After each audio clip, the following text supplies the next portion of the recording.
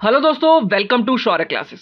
दोस्तों, आज की वीडियो में हम बात करने वाले हैं BA honours political science first year first semester के एक paper constitutional government and democracy in India, यानी कि दोस्तों भारत में संवैधानिक सरकार और लोकतंत्र। इस पेपर के दोस्तों हम इंपॉर्टेंट क्वेश्चंस और टॉपिक के बारे में जानेंगे जो कि काफी इंपॉर्टेंट है और एग्जाम में कई बार पूछे जाते हैं।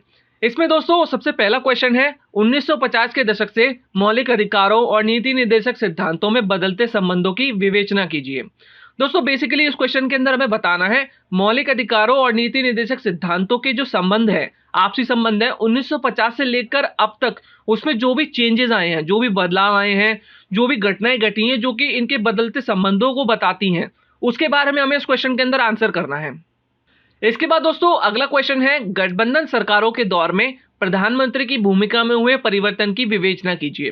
दोस्तों बेसिकली इस क्वेश्चन के अंदर हमें बताना है जब से भारत में गठबंधन सरकार शुरू हुई तब से लेकर अब तक जो प्रधानमंत्री की भूमिका है, यानी कि जो उनका रोल है, उसमें क्या क्या चेंजेस आए हैं। ठीक है, जो भी घटनाएं घटी हैं, ठीक है, जो कि प्रधानमंत्री की भूमिका को यानी कि उनके रोल को दर्शाती हैं जब से गठबंधन सरकार शुरू हुई है, उन सभी चीजों के बारे में हमें बताना है कि कैसे कैसे उनकी भूमिका के अंदर चेंजेस आए हैं। इसके साथ ही दोस्तों ये क्वेश्चन कुछ इस तरह से भी पूछा जा सकता है, प्रधानमंत्री के कार्य और शक्तियों के संदर्भ में बताइए कि किस प्रकार बहुदलीय राजनीति के उदय ने प्रधानमंत्री के पद को प्रभावित किया है। दोस्तों इस क्वेश्चन के अंदर हमें सबसे पहले हमें बताना है प्रधानमंत्री के कार्य और शक्तियां। ठीक है, इस क्वेश्चन के अंदर सबसे पहले हम बताएंगे प्रधानमंत्री के क्या कार्य होते हैं, उनके पास क्या शक्तियां हैं। इसके साथ ही हमें बताना है कि किस तरीके से बहुदलीय राजनीति, यानी कि जो भारत में बहुदलीय प्रणाली है, बहुत सारे दल है ना भारत के अंदर, तो उसने किस तरीके से प्रधानमंत्री के पद को प्रभावित किया है, यानी कि उसने कैसे इफेक्ट किया है, इसके बारे में हमें इस क्वेश्चन के अंदर बताना है। इसके बाद दोस्तों अगला क्वेश्चन है, भारतीय संघीय डिजाइन के तत्वों की व्याख्या कीजिए। दोस्तों बेसिकली इस क्वेश्चन के अंदर हमें भारत का जो संघवाद है, भारत ने जो संघवाद अपनाया हुआ है, उसकी जो विशेषताएं हैं, उसके जो मुख्य तत्व हैं, यानी कि जो इंपॉर्टेंट एलिमेंट्स हैं जो काफी इंपॉर्टेंट है, उन सभी के बारे में हमें बताना है इसके अंदर। इसके बाद दोस्तों अगला क्वेश्चन है, प्रस्तावना के संदर्भ में भारतीय संविधान के दर्शन की विवेचना कीजिए। बेसिकली दोस्तों इस क्वेश्चन के अंदर हमें प्रस्तावना को एक्सप्लेन करना है, भारत के संविधान की जो प्रस्तावना है ना, उसको बताना है, उसको एलैबोरेट करना है, जो कि भारतीय संविधान के दर्शन को दर्शाती है ना। भारतीय संविधान के दर्शन को हमें एक्सप्लेन करना है, जो कि हम प्रस्तावना को एक्सप्लेन करेंगे तो उससे हम कर सकते हैं। इसके साथ ही दोस्तों अगला क्वेश्चन है, भारतीय संविधान में दिए गए मौलिक अधिकार किस प्रकार भारतीय राज्य द्वारा अतिक्रमण से नागरिकों की सुरक्षा करते हैं। दोस्तों बेसिकली इस क्वेश्चन के अंदर हमें मौलिक अधिकारों की भूमिका बतानी है कि किस तरीके से वो राज्य से नागरिकों की सुरक्षा करते हैं। ठीक है, भारत, हम सभी जानते हैं भारत के हर नागरिक के पास मौलिक अधिकार है ना। तो ये मौलिक अधिकार नागरिकों की कैसे सुरक्षा करते हैं, जो राज्य है उसके द्वारा जो अतिक्रमण किया जाता है, हस्तक्षेप किया जाता है, उससे कैसे सुरक्षा करते हैं, इन सभी चीजों के बारे में हमें इस क्वेश्चन के अंदर बताना है। तो सबसे पहले हम मौलिक अधिकारों के बारे में बता सकते हैं कि हमें कौन से मौलिक अधिकार प्राप्त हैं, ठीक है, उनका क्या महत्व है और वो किस तरीके से हमारे नागरिकों की सुरक्षा करते हैं। इसके बाद दोस्तों अगला क्वेश्चन है, भारत में केंद्र राज्य संबंधों में प्रमुख तनावी क्षेत्रों का आलोचनात्मक परीक्षण कीजिए।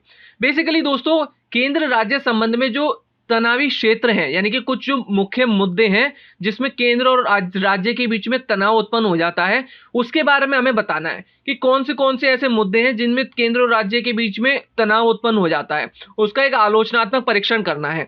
इसके साथ ही दोस्तों ये क्वेश्चन कुछ इस तरह से भी पूछा जा सकता है, केंद्र राज्य संघर्ष के मुद्दों का परीक्षण कीजिए।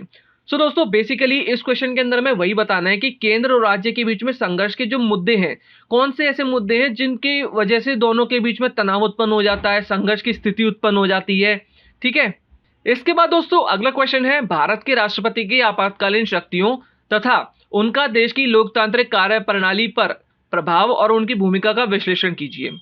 दोस्तों बेसिकली इस क्वेश्चन के अंदर में भारत की राष्ट्रपति के पास जो आपातकालीन शक्तियां हैं उसके बारे में बताना है। सबसे पहले हम उसे एक्सप्लेन करेंगे कि भारत के राष्ट्रपति के पास कौन सी आपातकालीन शक्तियां हैं। इसके बाद किस तरीके से वो लोकतांत्रिक कार्य प्रणाली पर प्रभाव डालते हैं, उनका क्या रोल है, ठीक है, उनकी जो शक्तियां हैं, उनके जो कार्य हैं, उसके बारे में हमें इस क्वेश्चन के अंदर बताना है। इसके साथ ही दोस्तों अगला क्वेश्चन है, राज्य के नीति निर्देशक तत्वों की विवेचना कीजिए। क्या राज्य उन्हें क्रियान्वित करने में सफल हुआ है, चर्चा कीजिए। दोस्तों बेसिकली ये क्वेश्चन काफी ज्यादा इंपॉर्टेंट है और एग्जाम में कई बार पूछा जाता है। इसके अंदर हमें सबसे पहले बताना है कि राज्य के नीति निर्देशक तत्व किसे कहते हैं। ठीक है, राज्य के नीति निर्देशक तत्व हैं क्या, ठीक है, और ये भी बताना है कि जो राज्य है, जो स्टेट है, क्या उन्हें सही से इंप्लीमेंट करने में सफल हुआ है, इसके बारे में हमें इस क्वेश्चन के अंदर बताना है। इसके बाद दोस्तों अगला क्वेश्चन है, भारतीय संविधान की विशेषताओं पर प्रकाश डालिए और उनकी विवेचना कीजिए और प्रस्तावना किस सीमा तक इन विशेषताओं को प्रतिबिंबित करती है। तो दोस्तों बेसिकली इस क्वेश्चन के अंदर हम भारतीय संविधान की जितनी भी विशेषताएं हैं उन सभी के बारे में बताएंगे, ठीक है। इसके बाद ये भी बताना है कि ये जो विशेषताएं हैं किस तरीके से प्रस्तावना में रिफ्लेक्ट होती हैं, ठीक है। प्रस्तावना से हम इस चीज को रिलेट करेंगे और इस क्वेश्चन का आंसर करेंगे। आगे दोस्तों बात करते हैं शॉर्ट नोट्स के बारे में। इसमें कई सारे टॉपिक्स हैं जो कि शॉर्ट नोट्स के अंदर कई बार पूछे जाते हैं। इसमें दोस्तों सबसे पहला है आपातकालीन प्रावधान। दोस्तों ये टॉपिक ऐसा है जो कि लॉन्ग क्वेश्चन के अंदर भी कई बार पूछा जाता है और शॉर्ट नोट्स के अंदर भी कई बार पूछा जाता है। इसमें बेसिकली हम यही बताएंगे कि जो भी आपातकालीन प्रावधान है ना, उनको एक्सप्लेन करेंगे। इसके बाद दोस्तों अगला है 73वां और 74वां संविधान संशोधन अधिनियम। दोस्तों ये क्वेश्चन काफी ज्यादा इंपॉर्टेंट है, ये लॉन्ग क्वेश्चन के अंदर भी पूछा जाता है और शॉर्ट नोट्स के अंदर भी पूछा जाता है। इसके साथ ही दोस्तों धार्मिक स्वतंत्रता का अधिकार, अनुच्छेद 356, निवारक नजरबंदी, स्वतंत्रता का अधिकार, इसके साथ ही साथ धार्मिक स्वतंत्रता का अधिकार, ये कुछ ऐसे टॉपिक्स हैं जो कि एग्जाम के अंदर शॉर्ट नोट्स के अंदर कई बार पूछे जाते हैं। सो दोस्तों इस तरह से हम कह सकते हैं कि इस पेपर के अंदर काफी सारे टॉपिक्स बहुत ज्यादा इंपॉर्टेंट हैं।